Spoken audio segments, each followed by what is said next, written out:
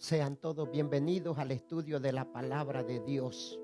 Estamos estudiando la serie de las 7 iglesias de Apocalipsis.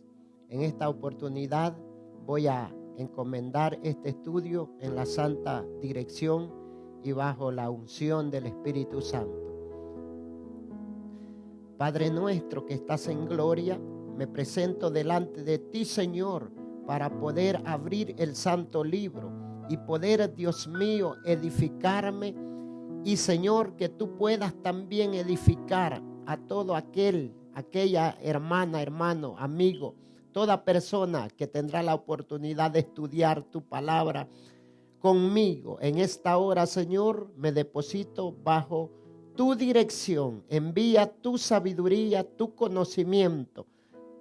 Limpia, Señor, mi ser, mis labios, mi mente y todo, Señor, para que tu palabra fluya, para que tu palabra, Dios, corra y llegue al corazón necesitado, sediento, en crecer.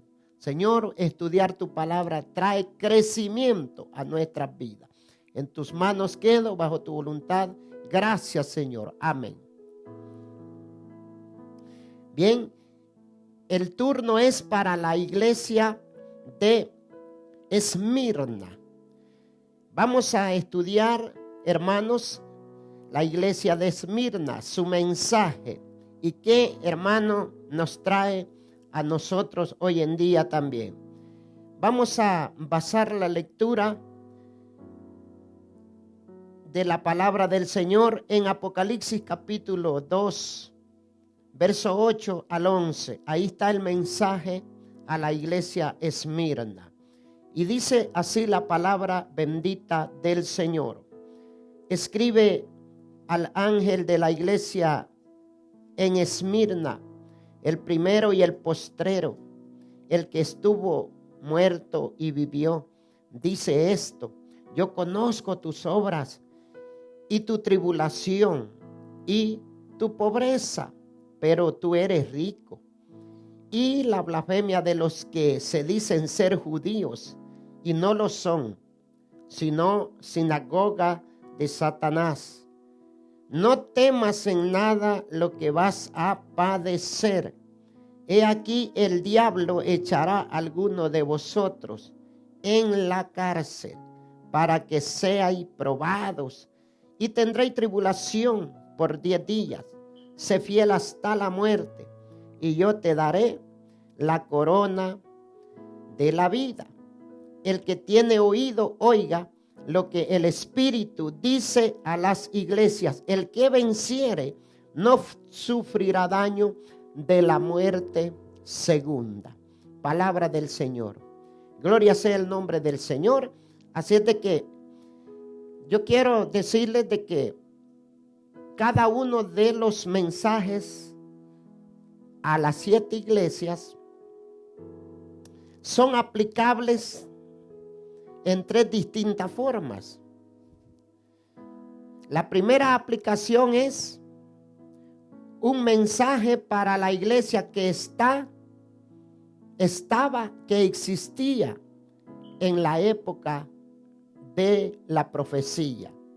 En el tiempo que Dios le revela a Juan el Apocalipsis, existía literalmente la iglesia Esmirna. Esa es la primera etapa. El primer propósito de Dios era darles un mensaje a ese pueblo. Pero hay otro propósito de Dios mediante el mensaje a Esmirna. Y es que es una aplicación profética también. El mensaje de Esmirna representa a el periodo de tiempo que fue después del año 100 y se considera que llega hasta el año 313, un promedio de 213 años en la historia de la iglesia. Esa es la segunda aplicación, la aplicación profética. Y la tercera aplicación es un mensaje que se aplica para cada cristiano en su diario vivir. Entonces, son 3 aplicaciones las que tiene cada uno de los mensajes a estas 7 iglesias. Bueno, hablaremos un poco de la iglesia que existía en el tiempo de la revelación de Apocalipsis. El mensaje a Esmirna lleva más que todo un propósito de Dios de consuelo, cómo Dios se presenta al líder de la iglesia de Esmirna por medio del mensaje. Usted va a notar que Esmirna es una de las 2 iglesias que no recibieron amonestación. Hay otra iglesia más allá, la vamos a ver, es la iglesia de Filadelfia, para ser más exacto. Eso lo vamos a ver después. Pero vamos a decir que esta congregación también existía dentro de la ciudad que lleva el mismo nombre. Había una ciudad que era vecina a la ciudad de Éfeso. ¿Se acuerda que ayer estuvimos estudiando lo que era Éfeso? Aquí está un pequeño mapa donde vemos que el mar Egeo está enfrente y la ciudad de Éfeso está en la primera, dentro de las 7 que Dios eligió. Entonces vemos a Esmirna acá. Está también, es una ciudad que está en la ruta comercial del mundo antiguo, que la usaba la India con el Asia. Entonces era una carretera en el antiguo tiempo, era transitable. Entonces ahí se encontraba la ciudad de Esmirna. Era una ciudad costera que hay una peculiaridad de que de todas las 7 ciudades a las cuales se les manda el mensaje, la única que existe hoy en día es la iglesia de Esmirna. En el presente, en ese mismo lugar hay una moderna ciudad, una ciudad grande. Se dice que tiene entre 4 millones y 4 millones y medio de habitantes. Es una metrópole enorme frente al mar Egeo en el país de Turquía. Entonces, esta ciudad era una ciudad también costera frente al mar Egeo. Ahora, de la iglesia de Esmirna, hermano, no se escribió tanto en la Biblia. Aparte de lo que encontramos en el mensaje apocalíptico hacia esta iglesia, no encontramos mucho, excepto podemos encontrar al apóstol Pedro. Por ejemplo, en la primera carta de Pedro, en el capítulo 1, verso 1 y verso 2, Pedro se introduce dando un amplio saludo a muchos hermanos de todas partes. Y él menciona: gracia y paz a vosotros los que están en Bitinia, en Capadocia, los del Ponto, los de la dispersación, y dice los de Asia. Entonces, cuando el apóstol Pedro saluda a los hermanos de Asia, nosotros podemos decir que estaba saludando a la iglesia de Esmirna también, como también a las iglesias, a todo ese pueblo que estaba ahí. De manera que de Esmirna se habla poco, pero tiene el mensaje, es muy rico, más que todo para nosotros hoy en día.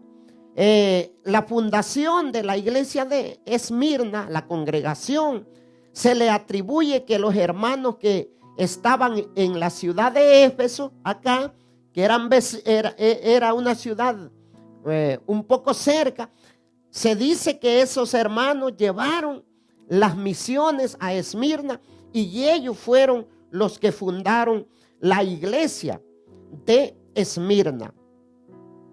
Se dice que en esa ciudad, y nosotros podemos analizar el mensaje que le da Jesucristo. Dice que Esmirna está rodeada, dice, de judaizantes, que se dicen ser judíos, dice el mensaje que le manda Jesús al pastor de Esmirna. Yo conozco tus tribulaciones, tus pobrezas, y también sé, le dice, que está rodeada de gente que dice ser judío. Y Jesús les habla fuerte a tales personas, los cuales le dice, no son más que sinagoga de Satanás. Qué terrible. Entonces, en esta ciudad había mucha gente que se decía ser judaizante, lo cual traía un problema para lo que era el grupo de hermanos que andaban predicando y los que se convertían al evangelio de Jesucristo. Entonces la iglesia de Esmirna luchó mucho contra estos religiosos, pero Cristo en el mensaje le hace saber al líder de Esmirna que él está contemplando ese problema y que no temiera, porque él estaba con ellos. Así de que los cristianos en Esmirna eran menospreciados por su fe, por lo que yo estoy relatando.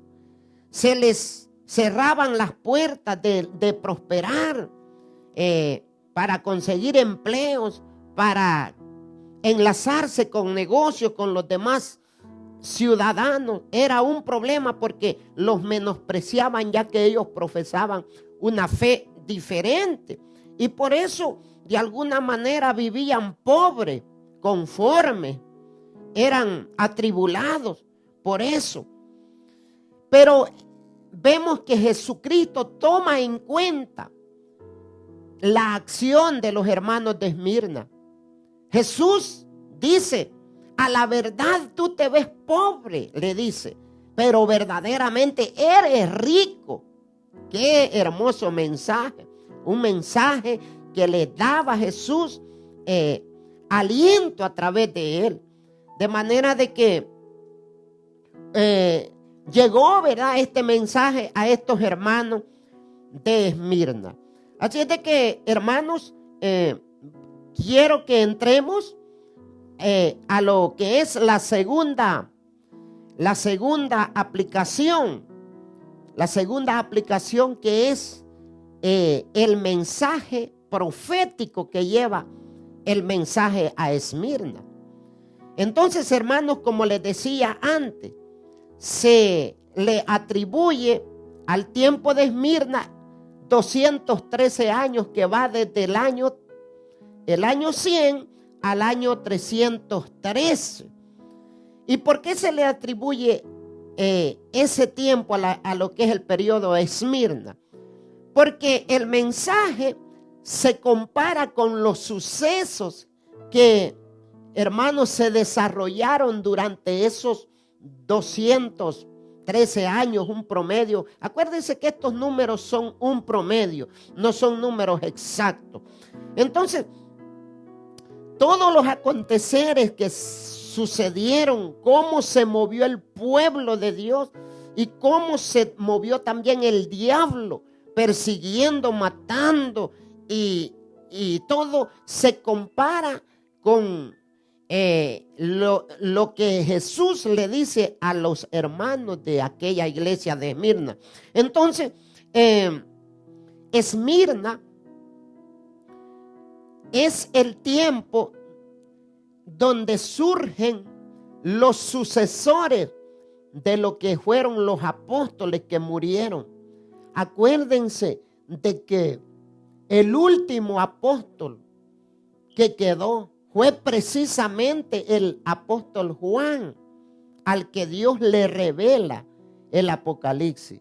De hecho, cuando el apóstol Juan fue llevado a la isla de Patmos, usted puede ver esta pequeña islita aquí, ahí fue llevado Juan. prácticamente un prisionero de muerte para que no saliera vivo de ahí, pero Dios tenía otro propósito, ¿verdad? De dejarnos estos mensajes.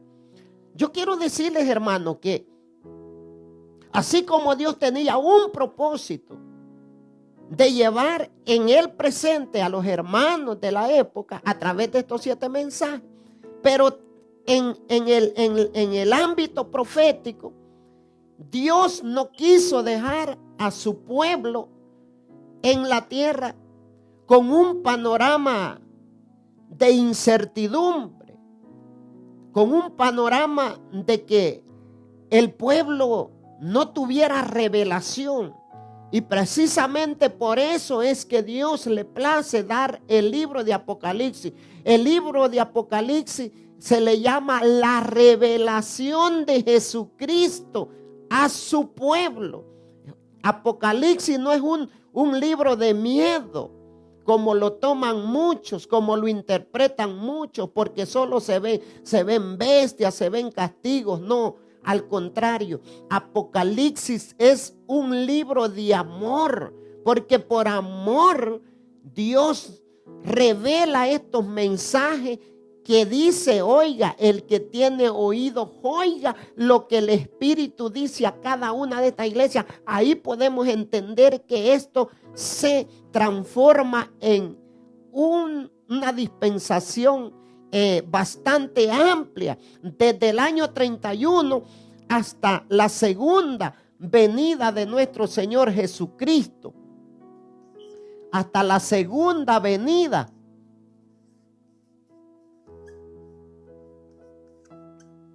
Entonces, llevaba propósitos enormes y traía una bendición para todo su pueblo. De manera que después que Juan fue el último, volviendo al relato en el cual quedé, de todos los apóstoles, él murió ya a finales del siglo primero, allá por despuésito que fue revelado el Apocalipsis. Ya el siervo Juan era un ancianito. Pero, ¿se acuerdan cómo terminamos la enseñanza anterior de la iglesia de Éfeso? Una iglesia que se había apagado, que había perdido el amor, pero que le llegó el mensaje. Y ese mensaje caló. ¿Por qué? Porque surgieron otro grupo de sucesores, de hombres valiosos, que tenían una entrega total, igual que los apóstoles que llamó Jesucristo. Entonces, se le llama al tiempo de Esmirna también la era de los padres de la iglesia. Fíjense, yo quiero decirles algo interesante, que muchos de los padres de la iglesia, los sucesores ministerialmente hablando de los apóstoles que murieron, ya eran contemporáneos de la época de los apóstoles. O sea, es decir, algunos ya andaban ahí como colaboradores de los apóstoles. Por ejemplo, yo quiero hablarles de uno que aparece en 2 Timoteo capítulo 4, versículo 21. Dice así: procura venir antes del invierno. Pablo escribiendo a Timoteo. Y dice: Eubúculo te saluda, y Pudente también te saluda. Lino, oiga bien, este fue un padre de la fe. Lino, Claudia y todos los hermanos. Es decir, Pablo le dice a Timoteo: te saludan estos mis colaboradores. Y ahí aparece este Lino. De este Lino se hablan muchas cosas. Oiga, ¿qué cosas grandes se hablan? Unas verdades, otras mentiras. ¿Cuáles son las verdades? Que fue un gran colaborador y que después del fallecimiento de todos los apóstoles se convierte en un pionero para llevar la responsabilidad de que la doctrina de los apóstoles que él había aprendido a la par de Pablo no se perdiera, aun cuando ya los apóstoles habían desaparecido. Pero ¿qué pasa? ¿Cuál es la mentira que se habla hoy en día de Lino? Que fue el segundo papa, que el primer papa fue Pedro y que Lino fue el sucesor de Pedro. Eso enseña la religión tradicional católica. Pero vemos que la palabra de Dios es la verdad. Según San Juan 17:17. Santifícanos en tu verdad, tu palabra es la verdad. Y la palabra aquí no presenta a Lino como un papa o como un grande, no. Lo presenta aquí como un colaborador saludando a Timoteo. Así es de que aparte de este Lino hay otro. Pero hubieron grandes padres de la fe. Este grupo de hombres que se encargaron de tomar la batuta del evangelio. Por mencionar Ireno, Ignacio, Justino, Tertuliano, Orígenes, Clemente, Cipriano, Lactancio, Eusebio y Taxiano. Todos estos nombres que yo les he pronunciado, todos ellos fueron padres de la fe, padres de la iglesia, los sucesores de los apóstoles. Yo quiero, hablando de los padres, quiero contarles una historia conmovedora que vivió uno de ellos. Este fue Policarpio.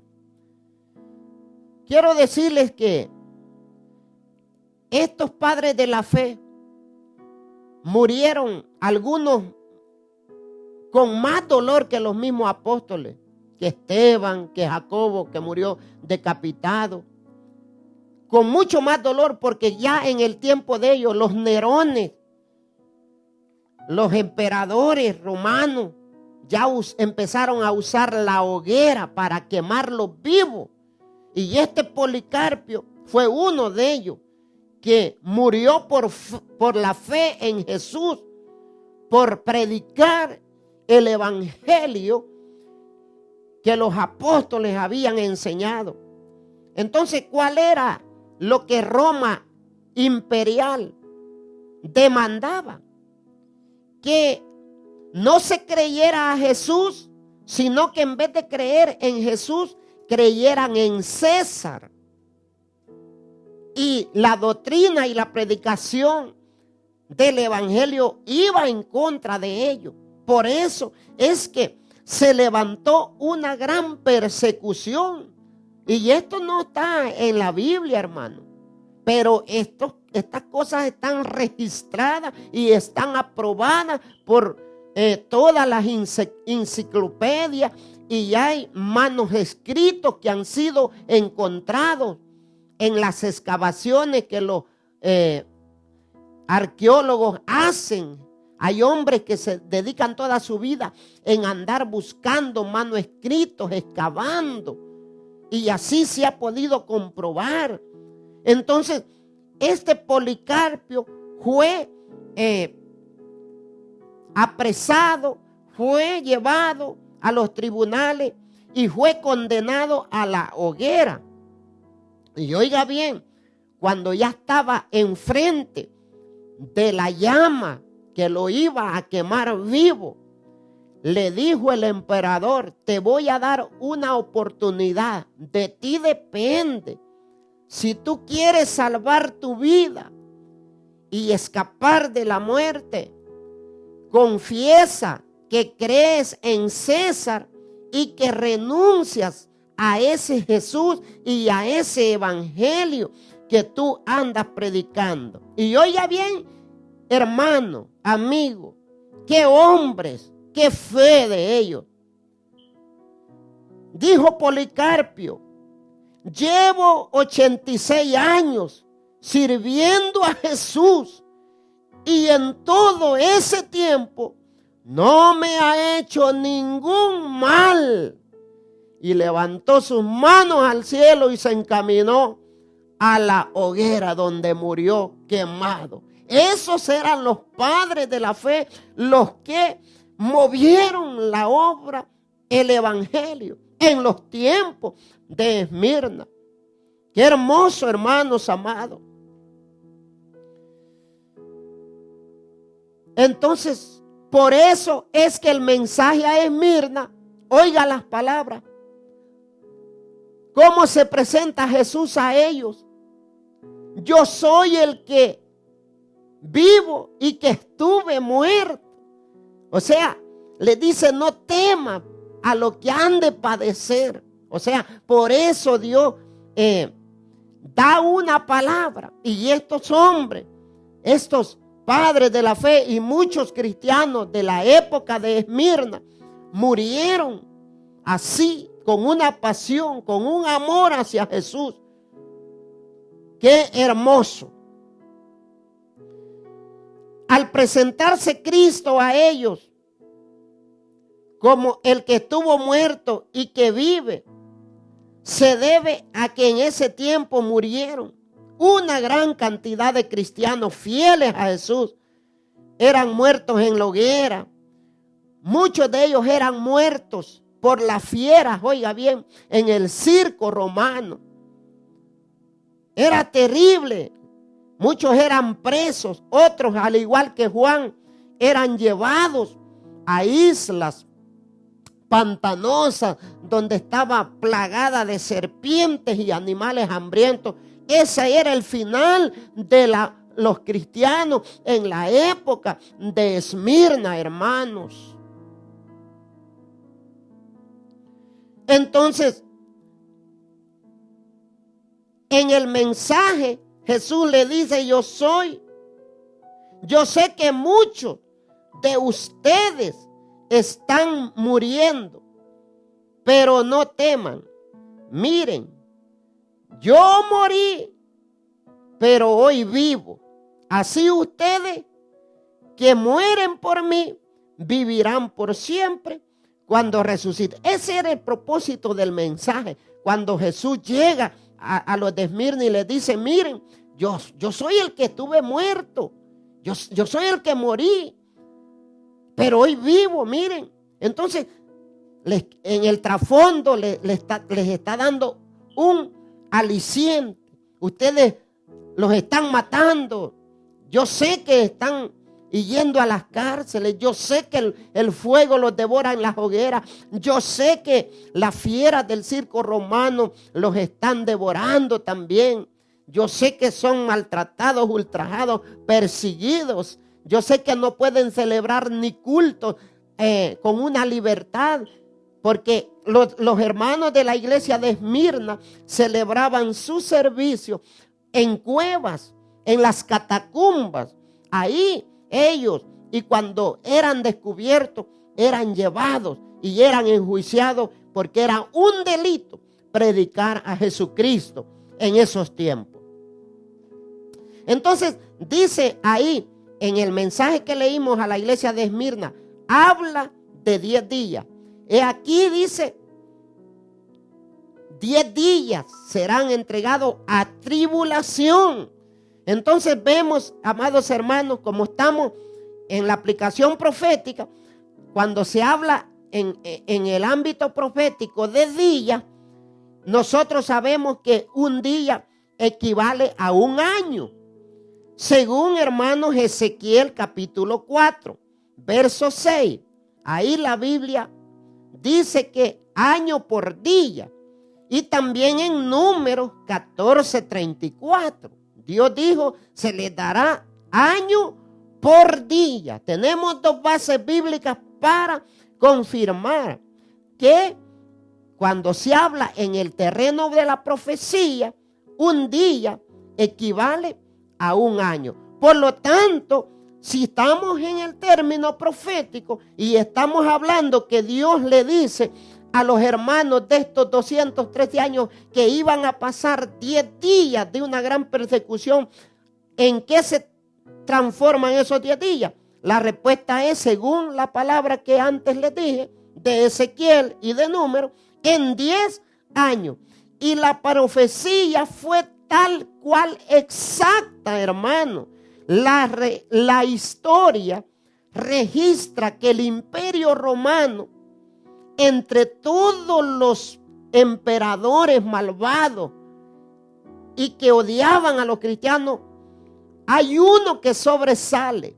Hay un emperador que arreció, incrementó los castigos, la persecución para el pueblo de Dios, porque no los podían detener a los cristianos.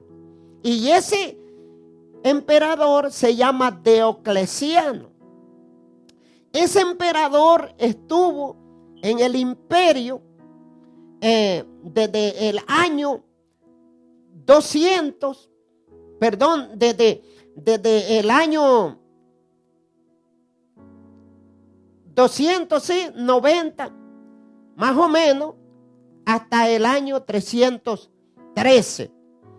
Entonces, ese emperador, en ese tiempo, aproximadamente 13 años, encomendó que los cristianos le incrementaran las penas.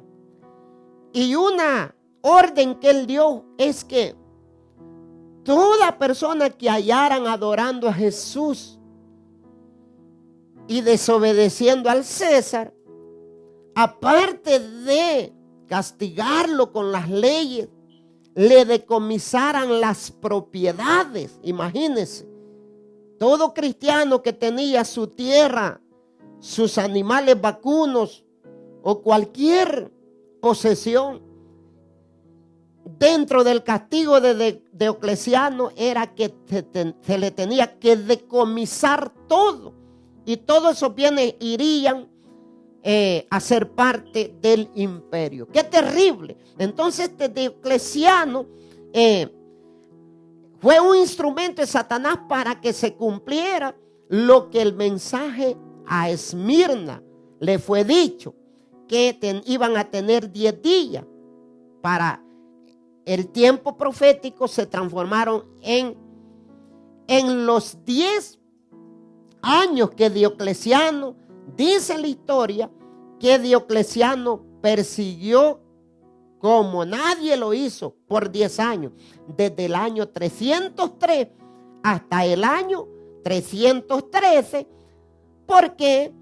Porque paró lo que fue la persecución, el ultrajo de Diocleciano en el año 313, porque entró el famosísimo Constantinopla.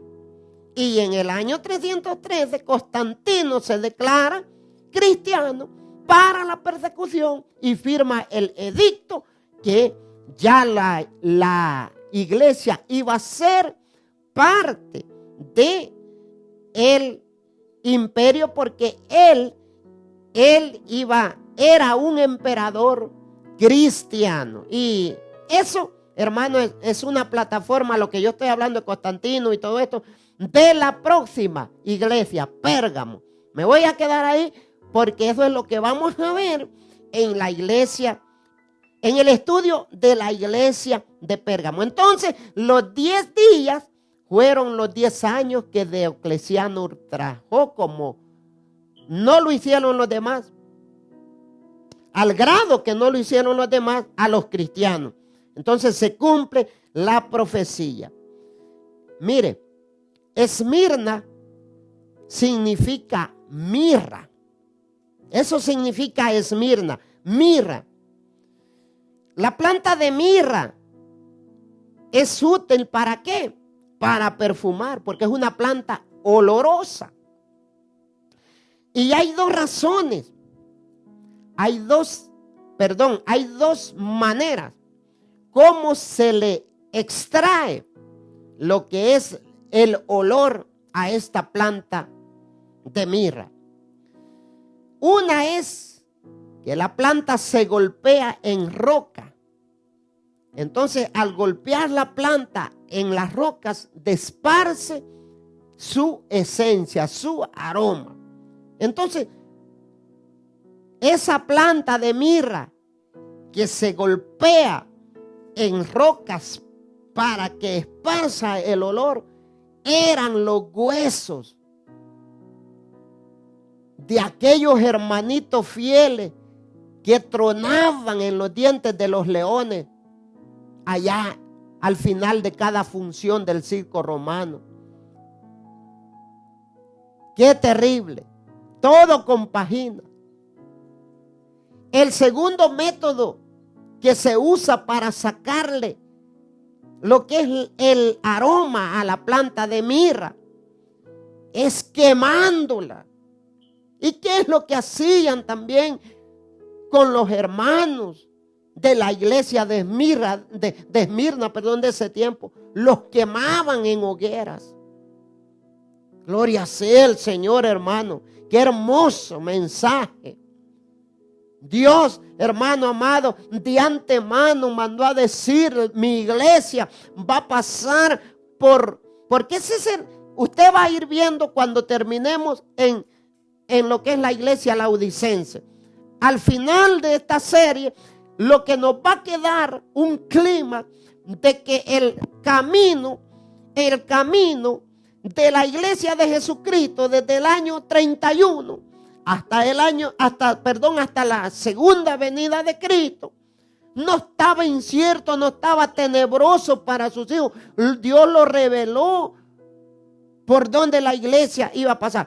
Que esto nos dé una seguridad y un gozo de sufrir, porque si nosotros, hermanos, percibimos que nosotros podemos sacar de que, hermano, todo sufrimiento que pasa los hijos de Dios, que ha pasado la iglesia, no ha pasado porque Satanás la ha vencido, no ha pasado porque Satanás ha ganado la batalla a Jesús, no, ha pasado porque Jesús, por medio de todo lo que su pueblo ha pasado, Jesús tiene un propósito. Y usted debe de saber que para que el agua cristalina, el agua de vida, haya llegado a nosotros, que es la palabra, usted ve cuántos hombres tuvieron que dar su vida. Usted debe de sentirse alegre, gozoso y amar el estudio de la palabra de Dios. Yo no sé cuánto usted ama estudiar la palabra de Dios, pero debemos de amar más que cualquier otra cosa.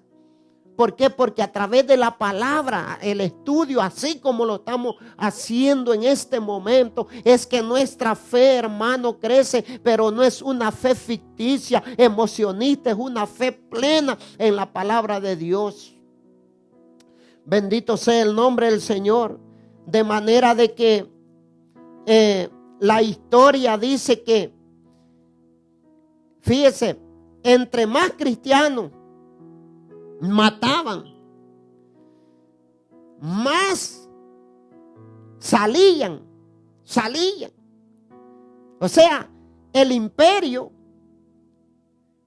romano estaba notando que en vez de acabarlos, más los reproducía. Alabado sea el Señor. Qué hermoso cómo se salvaban las almas a través de la vida de otros, a través de la sangre de otros. Porque unos eran quemados, otros eran devorados por las fieras en el circo romano. Pero cuando esto pasaba, salían más cristianos. Y se dice que ya cuando Constantino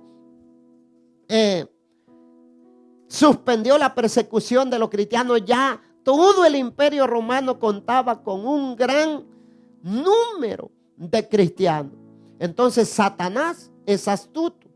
Él vio que matando cristianos, persiguiéndolos, ultrajándolos, no estaba ganando él la batalla, y por eso cambió la táctica. Metió a Constantino como cristiano, y eso lo vamos a ver en la próxima iglesia. Entonces, ¿qué pasa, hermano? ¿Por qué es que se reproducían los cristianos? Mire, ¿cómo es que funcionaba eso? Se dice que al final de cada jornada en el circo romano, 25,000 personas, imagínense, viendo toda la jornada del circo. Al final le daban de cenar a los animales. Y para ello usaban a los presos. Y como las cárceles estaban llenas de presos, pero en su mayoría eran cristianos. Pero habían otros presos. Y cuando llevaban a un preso a la fiera que no era cristiano, moría en una gran agonía, gritando, tratando de defenderse de la fiera, metiendo sus brazos y tratando por un momento de pelear. Pero los cristianos que eran tirados a la fiera tenían algo que admirar, y la gente se admiraba, se sorprendía. Porque cuando sacaban a los cristianos a la fiera, en lugar de poner un rostro de aflicción y de ponerse a pelear con el animal, se dice que los cristianos se hincaban, levantaban las manos al cielo y se ponían a orar y a cantarle a Jesús. Y decían: Jesús, si tú moriste por nosotros, ¿cómo nosotros no vamos a morir por ti? ¿Y sabe qué? ¿Qué es lo que pasaba? Aquella inquietud penetraba en los corazones, en la mente de los que asistían a las funciones del circo. Y todas esas 25,000 personas salían meditando. Ese que murió con la cara alegre, con una sonrisa y diciendo a Jesús. ¿Y sabe qué es lo que hacía la gente? Al salir del circo, iban a indagar quién era Jesús, a ese que mentaban, que mencionaban, que pronunciaban aquellos que morían. Los hermanos de la iglesia de Esmirna que morían por causa de Jesús. Y por eso es que se reproducían los cristianos, porque de todos esos que asistían a las funciones del circo, un gran número al salir a indagar, a preguntar de Jesús, entonces encontraban a otros discípulos y les decían: no, hombre, mira a Jesús, Jesús es este, y el resultado al final es que más creían a Jesucristo. Pero el diablo dijo: no me está saliendo, y cambió la táctica, que es lo que vamos a ver en la próxima iglesia que vamos a estudiar. Entonces, Esmirna, podemos decir que es la iglesia mártir. Así se le denomina a la iglesia de Esmirna. ¿Se acuerdan que Éfeso les dije que se le nombraba la iglesia apostólica? Porque fueron los primeros 100 años. A la iglesia de Esmirna se le nombra la iglesia mártir, porque fue la época que hicieron groserías, martirizaron a los cristianos de esa época. Y hay algo hermoso, que a la iglesia de Esmirna se le dé el mensaje no para amonestarla, sino para consolarla, para animarla. Y Cristo se les presenta como el que estuvo muerto y que vive. Porque así como ellos morían por Jesús, así como Él estaba vivo, un día se iban a encontrar vivos en una eternidad para vivir por siempre con Él. Bendito y alabado sea el Señor. Eso es un poco de lo que se vivió en estos 213 años que se le denomina el tiempo profético. En la profecía, el tiempo que representa el periodo a la iglesia de Jesús.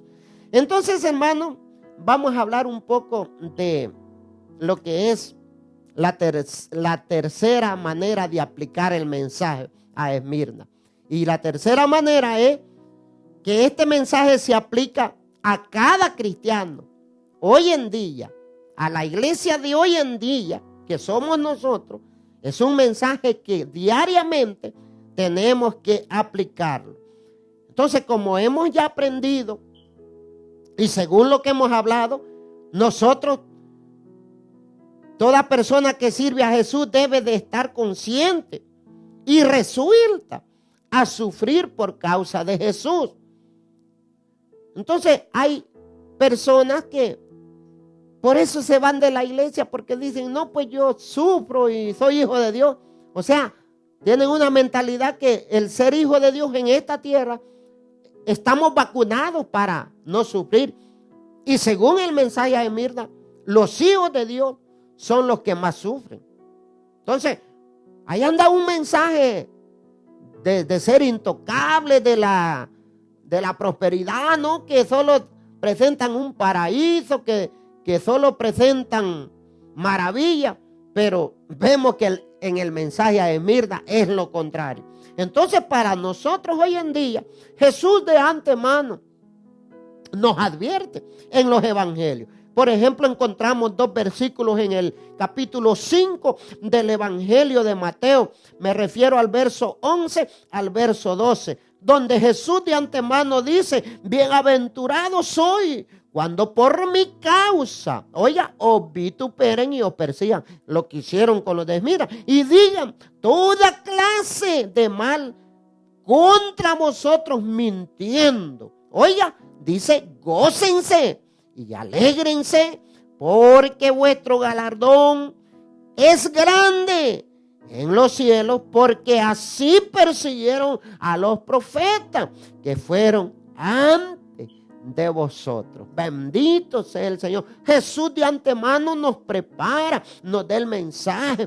Cuando por mi causa ustedes sufran, ese mensaje no es para aquellos que están fuera. Ese mensaje es para todo el que sirve a Jesucristo. Entonces, ¿qué dice Jesús? Cuando ustedes por mi causa sean maltratados, sean ultrajados, en lugar de irse de mi evangelio, en lugar de reclamar, en lugar de murmurar, gócense, porque yo estoy tomando nota acá en el cielo, y sepan que será grande. Entre más sufren por mí, el galardón es más grande, la corona mucho más llena de perlas va a estar.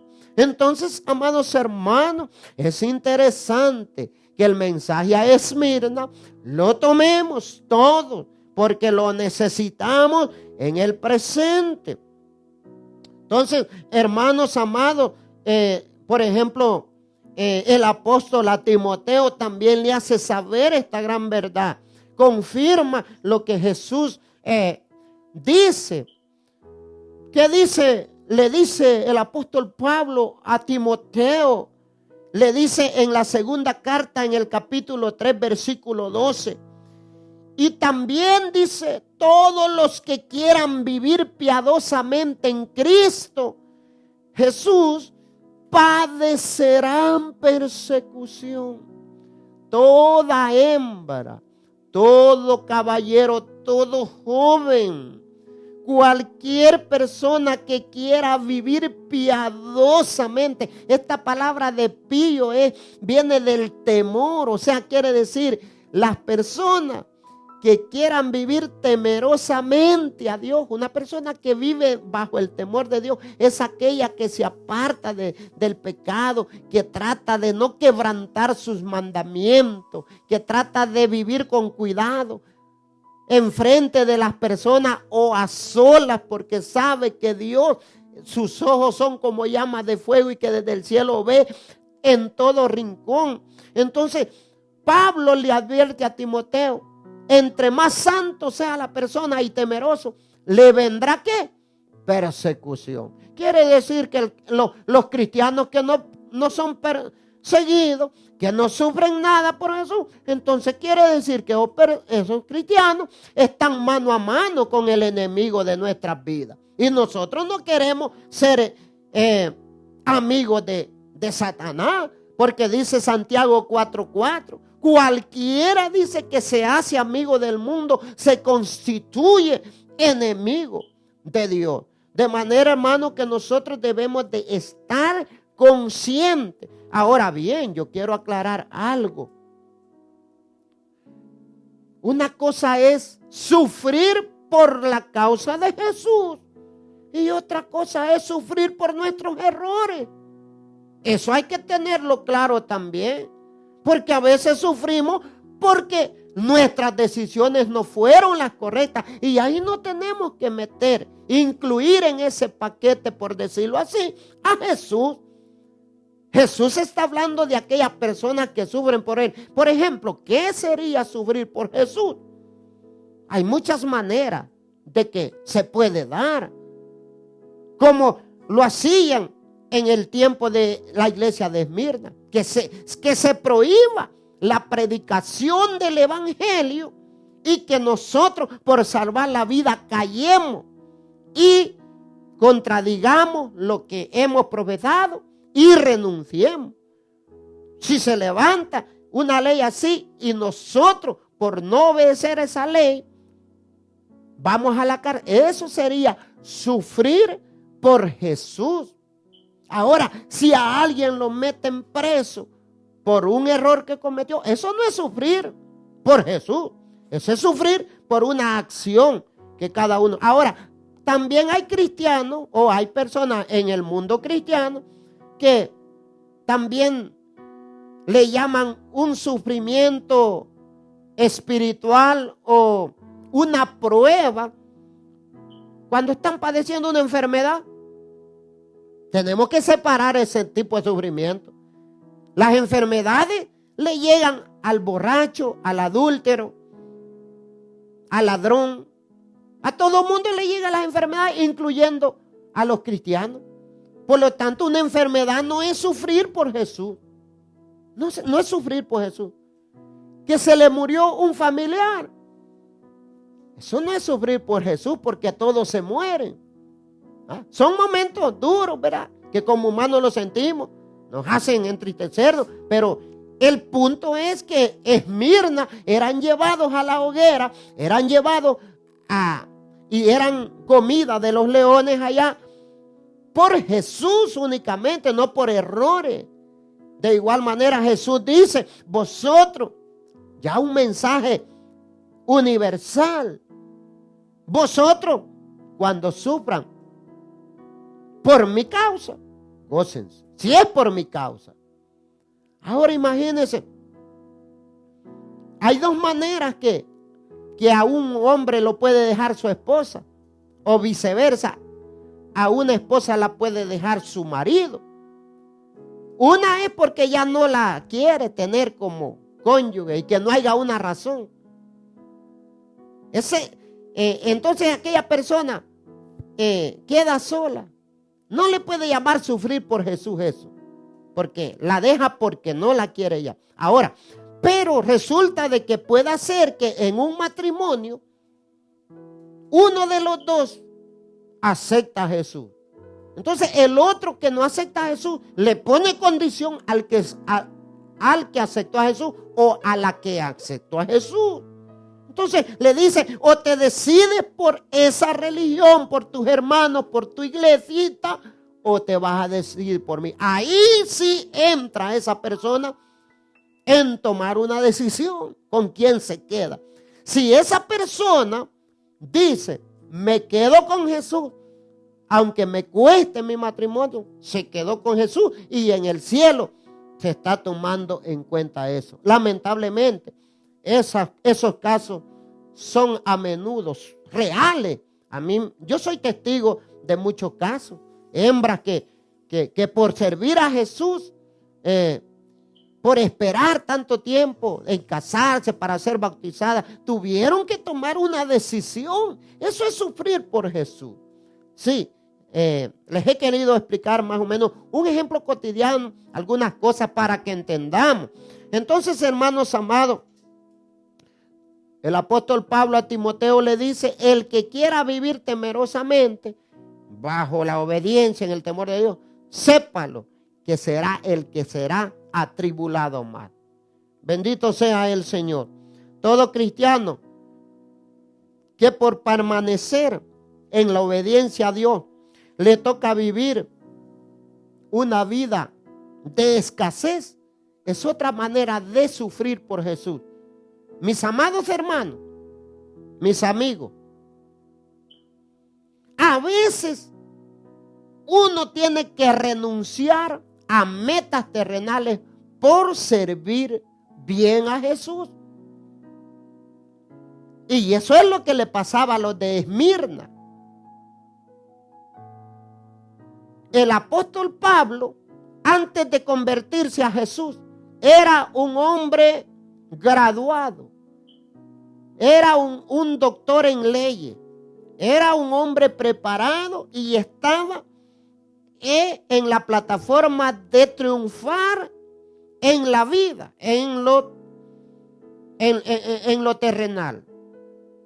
Pero cuando Jesús lo encuentra, lo humilló, lo despojó de todo. Y Pablo en muchas ocasiones dice, como testificando de que él no se arrepentía ni renegaba, porque decía Pablo, es cierto, yo tenía algo, pero lo que ahora tengo no se puede comparar con lo que tenía allá. De manera que inclusive, dice Pablo, aquello que para mí era valoroso, una carrera, graduado en la mejor escuela de rabinos de la época, comparado a lo que hoy tengo, que era la palabra de Dios nomás, es como estiércol, basura.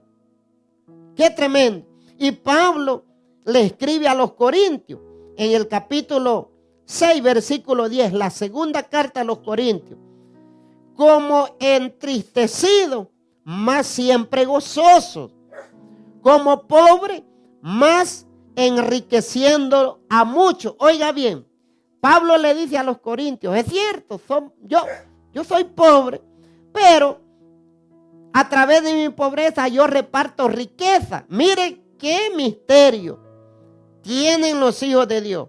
Como no teniendo nada, más poseyendo todo, bendito Dios. Y ese es el mensaje. Lo que Pablo está aquí diciendo es exactamente lo que Jesús le confirma a Esmirna. Es cierto, vosotros aparentemente sois pobres, pero la verdad sois ricos si yo estoy con ustedes. Bendito sea el Señor. De manera que hoy en día, porque estamos hablando que el mensaje de Esmirna se aplica a cada cristiano hoy en día, posiblemente hay hermanos que por servir bien a Dios los limitamos a vivir pobremente.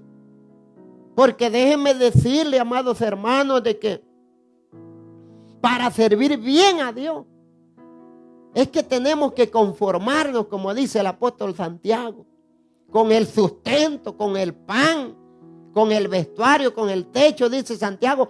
Con eso está más que contento. Hay muchos hermanos que dejaron ir oportunidades de progresar en esta tierra, pero tomaron en cuenta qué sería de ellos en cuanto al camino a la salvación. Y allí es el punto. El cristiano hoy en día debe de anhelar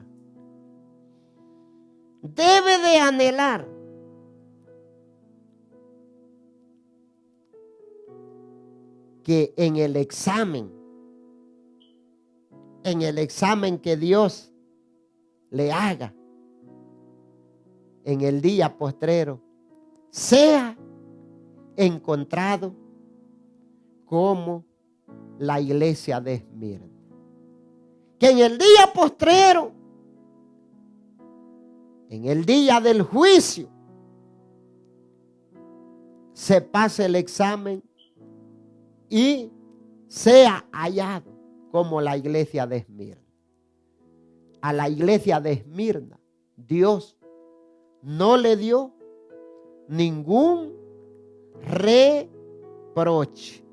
Y ahí es donde entra aquella palabra que dice el apóstol Pedro, cuando habla de todas las cosas que han de suceder, cómo no debéis vosotros de andar piadosamente, dice, apresurándonos para el día de su venida. Y dice, procurad ser hallados irreprensibles en el día glorioso de la manifestación. Qué hermoso, hermanos amados. El mensaje a la iglesia de Esmirna, si lo estudiamos, encontramos una riqueza, una fuente de fortaleza para nuestras vidas, un gozo, y valoramos más lo que tenemos.